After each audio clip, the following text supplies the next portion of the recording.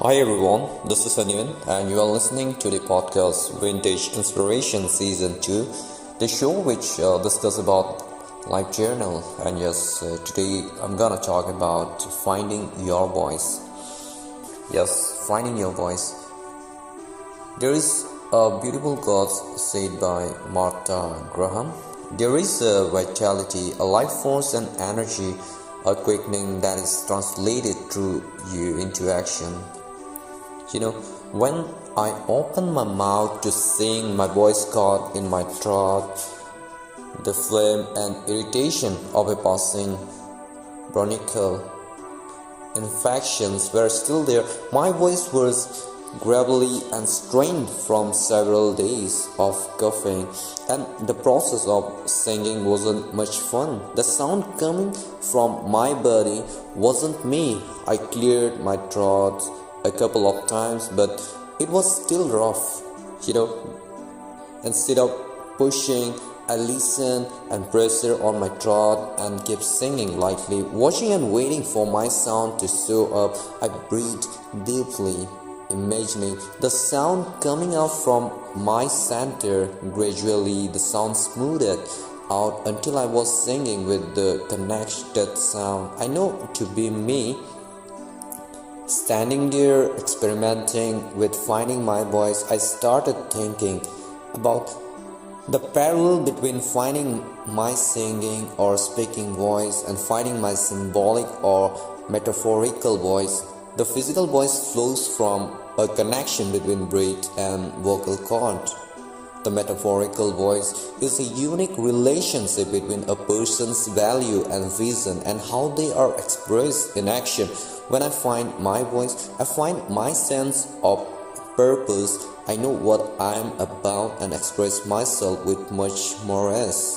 When I lose my voice, I can find it again in any way similar to the process I used to regain my singing voice. I don't push obstacles or a signal to listen to the pressure, dig deeper and reconnect with what is important. I breathe deeply and speak from the center. When I speak from the center, both my literal and figurative voices are strong, clear and more easily heard. I practice. Losing my voice is a signal for me to stop, look and practice finding it again. Gradually I get clear on what my voice sounds and feels like I'm able to regain it more easily. Yes, take back your power, stop being blamed and start creating an incredible life. Have you ever heard a person in your life who tried on playing the blame game? The one that is constantly valley and saying that it's your fault, then you believe them, so you play the game of fixing all of their problems. Do you become the rescuer ever? I did. I didn't realize it at the time, of course, because that is a life lesson I was working on mastering, and boy, we did.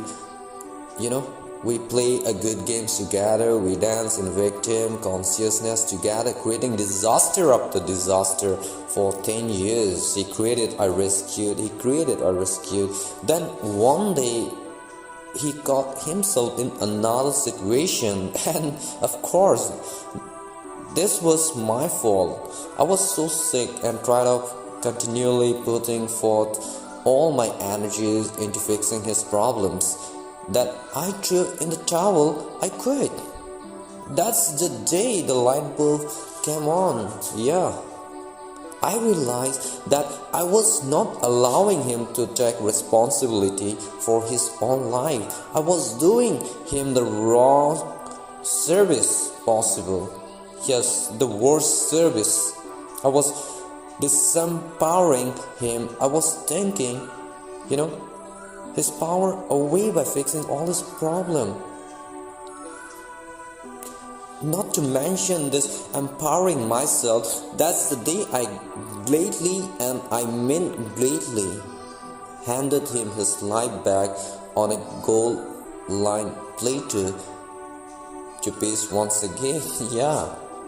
Blamer are people that refuse to take any kind of responsibility for their own lives. When things go wrong in their life, they tend to blame other people. Whether something goes wrong at home, work, or school, they try to find someone else to blame.